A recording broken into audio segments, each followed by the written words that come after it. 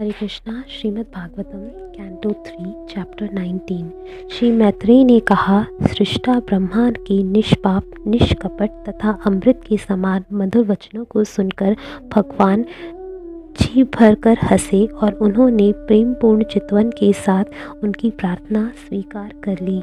ब्रह्मा के नथने से प्रकट भगवान उछल पड़े और अपने सामने निर्भय होकर विचरण करने वाले अपने असुर शत्रु हिरण्याक्ष की ठोड़ी पर उन्होंने अपनी गदा से प्रहार किया, किंतु असुर की गदा से टकराकर भगवान की गदा उनके हाथ से छिटक गई और घूमती हुई जब वह नीचे गिरी तो अत्यंत मनोरम लग रही थी।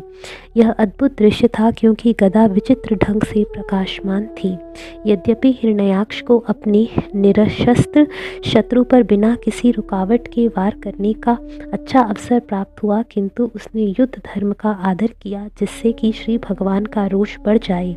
ज्यों ही भगवान की गदा भूमि पर गिर गई और देखने वाले देवताओं तथा ऋषियों के समूह में हाहाकार मच गया, त्यों ही श्री भगवान ने असुर की धर्म प्रियता की प्रशंसा की और फिर अपने सुदर्शन चक्र का आवाहन किया। जब चक्र भगवान के हाथों में घूमने लगा और वे अपने वैकुंठवासी पार्षदों के मुखिया से, जो दिति के नीच पुत्र हिरण्याक्ष के रूप में प्रकट हुआ था, खेलने लगे, तो अपने अपने विमानों से देखने वाले देवता इत्यादि प्रत्येक दिशा से विचित्र विचित्र शब्द निकालने लगे। उन्हें भगवान की वास्तविकता ज्ञात न थी, अतः वे उद्घोष करने लगे, आपकी जय हो, कृपा करके उसे मार डालें, अब उसके साथ अधिक खिलवाड़ न करें। जब असुर ने कमल की पंखुड़ियों जैसे नेत्र वाले श्री भगवान को सुदर्शन चक्र से युक्त अपने समक्ष खड़ा देखा तो क्रोध के मारे उसके अंग तिलमिला उठे। वह सांप की तरह फुफकारने लगा और अत्यंत क्रोध से अपने ही होठ चबाने लगा। भयावनी दाढ़ों वाला वह असुर श्री भगवान को इस प्रकार घूर रहा था मानो वह उन्हें भस्म कर देगा। उसने हवा में उछलकर भगवान पर अपनी गदा तानी और तभी जोर से चीखा, तुम मारे जा चुके। हे साधु विदुर, समस्त यज्ञों की बलि के भोक्ता श्री भगवान ने अपने सूकर रूप में अपने शत्रु को देखते देखते खेल खेल में उसकी उस गदा को अपने बाँव पाँव से नीचे गिरा दिया, यद्यपि वह तूफान के वेग से उनकी ओर आ रही थी। जब भगवान ने कहा, तुम अपना शस्त्र उठा लो और मुझे जितने के इच्छुक हो तो पुनः प्रयत्न करो, इन शब्दों से ललकारे जाने पर असुर ने अपनी गदा भगवान पर तानी और पुनः जोर से गरजा।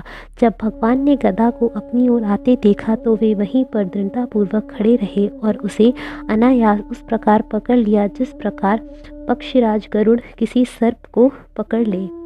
इस प्रकार अपने पुरुषार्थ को व्यर्थ हुआ देखकर वह महान असुर अत्यंत लज्जित हुआ और उसका तेज जाता रहा।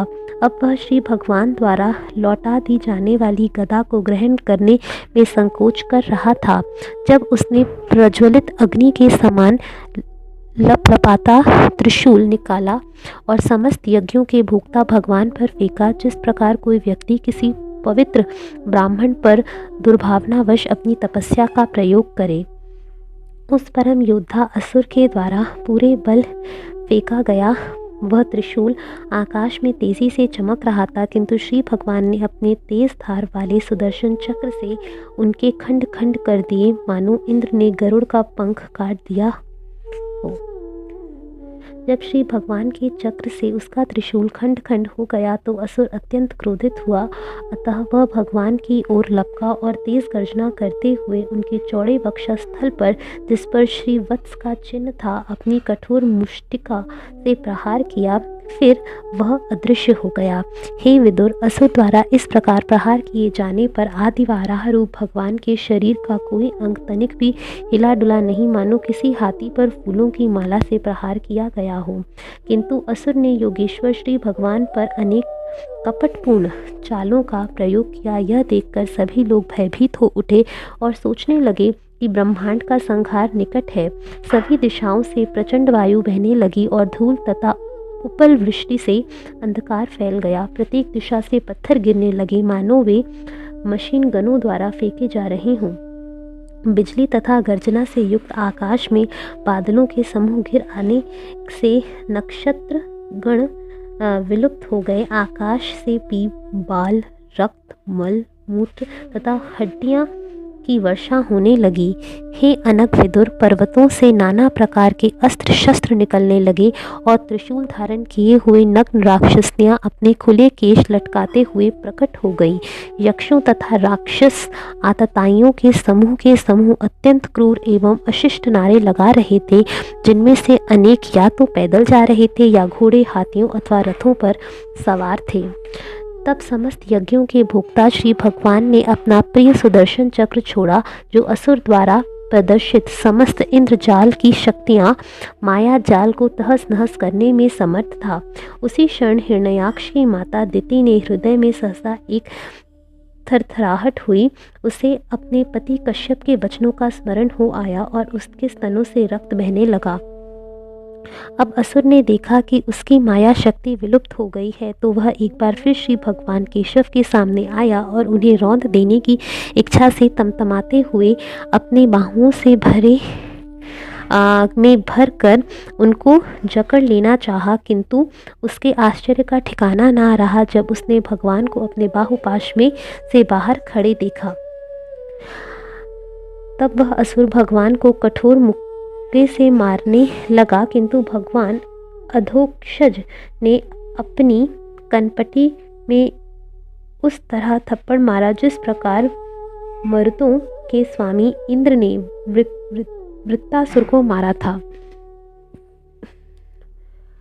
सर्वजेता भगवान ने यद्यपि अत्यंत उपेक्षा पूर्वक प्रहार किया था, किंतु उससे असुर का शरीर चकराने लगा। उसकी आंखें बाहर निकल आईं, उसके हाथ तथा पैर टूट गए, फिर सिर के बाल बिखर गए और वह अंदर से उखड़े हुए विशाल वृक्ष की भांति मृत होकर गिर पड़ा।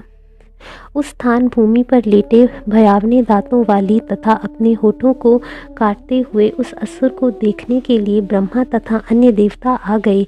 उसके मुखमंडल का तेज अब भी अमलिन था। ब्रह्मा ने उसकी प्रशंसा करते हुए कहा, ओह, ऐसी भाग्यशाली मृत्यु किसकी हो सकती है। ब्रह्मा ने आगे कहा, योगी जन योग समाधि में अपने मिथ्या भौतिक शरीरों को से छूटने के लिए जिसका एकांत में ध्यान करते हैं, उन श्री भगवान के पदाग्र से इस पर प्रहार हुआ है।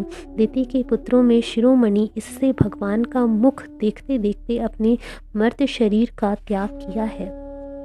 भगवान के इन दोनों पार्षदों को शापवश असुर परिवारों में जन्म लेना पड़ा। ऐसे कुछ जन्मों के पश्चात ये अपने अपने स्थानों में लौट जाएंगे। देवताओं ने भगवान को संबोधित करते हुए कहा, हम आपको नमस्कार करते हैं। आप समस्त यज्ञों के भोक्ता हैं और आपने शुद्ध सात्विक भाव से विश्व की स्थिति बनाए रखने के लिए वाराह रूप धारण किया है। यह हमारा सौभाग्य है कि समस्त लोगों को कष्ट देने वाला असुर आपके हाथों मारा गया। और हे भगवान, अब हम आपके चरण कमलों की भक्ति करने के लिए स्वतंत्र हैं।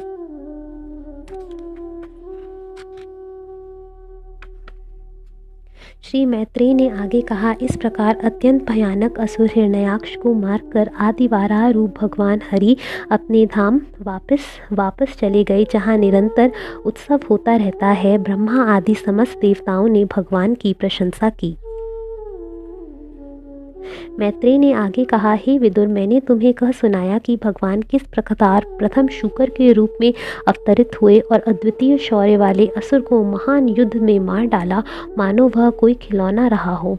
मैंने अपने पूर्ववर्ती गुरु से इसे जिस रूप में सुना था वह तुम्हें सुना दिया। श्री सूत गोस्वामी ने आगे कहा, हे शौनक, मेरे प्रिय ब्राह्मण, भगवान के परम भक्त विदुर को मैत्रेय मुनि ने आधिकारिक स्रोत से पूर्ण पुरुषोत्तम भगवान की लीलाओं का वर्णन सुनकर दिव्य आनंद प्राप्त हुआ और वह अत्यंत प्रसन्न हुआ। मनुष्य चाहे तो अमर यश वाले भक्तों के कार्यकलापों को सुनकर आनंद उठा सकते हैं, फिर श्री वत्सधारी श्री भगवान की लीलाओं के श्रवण का कहना ही क्या। वह गजराज जिस पर मगरमच्छ ने आक्रमण कर दिया था और जिसने तब भगवान के चरण कमलों का ध्यान किया, उसे भगवान ने तुरंत उबार किया। उस समय उसके साथ की हथनियाँ चिघाड़ रही थी, किंतु भगवान ने आसन्न संकट से उनको बचा लिया। ऐसा कौन कृतज्ञ जीव होगा जो श्री भगवान जैसे परम स्वामी की प्रेमा भक्ति नहीं करना चाहेगा। वे विमल भक्तों पर जो उन्हीं पर अपनी रक्षा के लिए आश्रित रहते हैं सरलता से प्रसन्न हो जाते हैं, किंतु किसी अनुचित व्यक्ति को उन्हें प्रसन्न कर पाने में कठिनाई होती है। हे ब्राह्मणों, जगत के उद्धार हेतु आदि सोकर रूप में प्रकट हुए होने वाले भगवान द्वारा हिरण्याक्ष वध के इस अद्भुत आख्यान को जो कोई सुनता है, गाता है या इसमें रस लेता है, वह ब्रह्म हत्या जैसे पापमय कर्मों के फल से तुरंत ही मुक्त हो जाता है। यह परम पवित्र आख्यान चरित्र, अद्वितीय यश, संपत्ति, ख्याति, आयुष्य तथा मनवांचित फल देने वाला है। युद्ध भूमि में यह मनुष्य के प्राणों तथा कर्मेंद्रियों की शक्ति वर्धित करने वाला है। हे शौनक, जो अपने अंत काल में इसे सुनता है वह भगवान के परम धाम को जाता है। हरे कृष्णा।